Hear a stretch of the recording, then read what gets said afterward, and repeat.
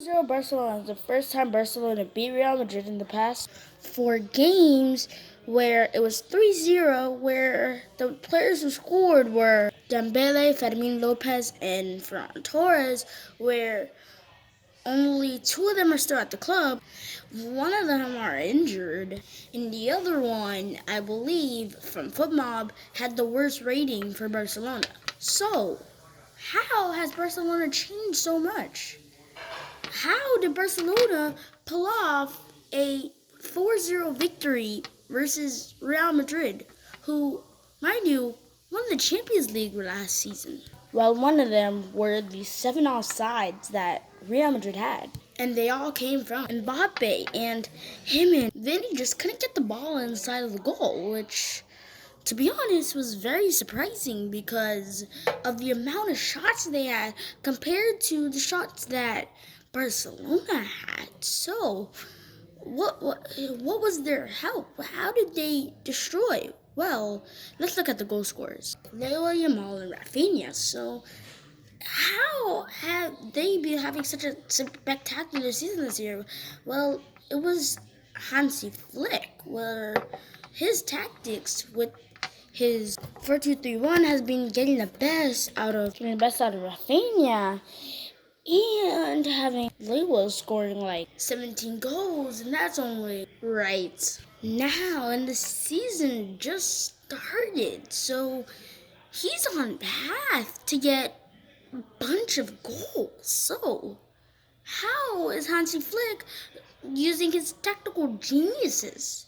I mean, he even beat Bayern in a 4-1 victory, which is his former team, who has players such as Kane, Musiala, and Thomas Muller. So, even though it may be his former team, he's still able to destroy teams by margins. But this wasn't even as good as they beat Real Madrid, which had a super team with Vinny, who pulled out of bed and took a nap all game, and Mbappe, who couldn't keep off the offside, and Bellingham, and who to me is overrated, and that itself tells you exactly how the game was played out, where everybody felt like they were tired and didn't play well at all.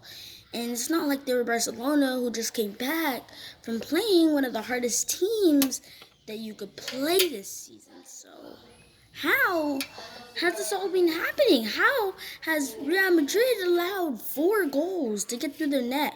Well, maybe one of the reasons was because Lunin was in goal, but they can't be arguing because Barcelona has Peña, who is debatably on the same rank, because they're both okay, but they're both the back choice goalkeepers, so they had an equal opponent. They had an equal goal, but isn't Real Madrid supposed to be a super team? Well, if you watch my last video, or not my shorts, but my last long video, I said that Real Madrid was a ego team, because in this game kind of proved it to me more, because Vinny in that wing could not get the ball in the middle because he just couldn't get it off his feet, and I don't understand why.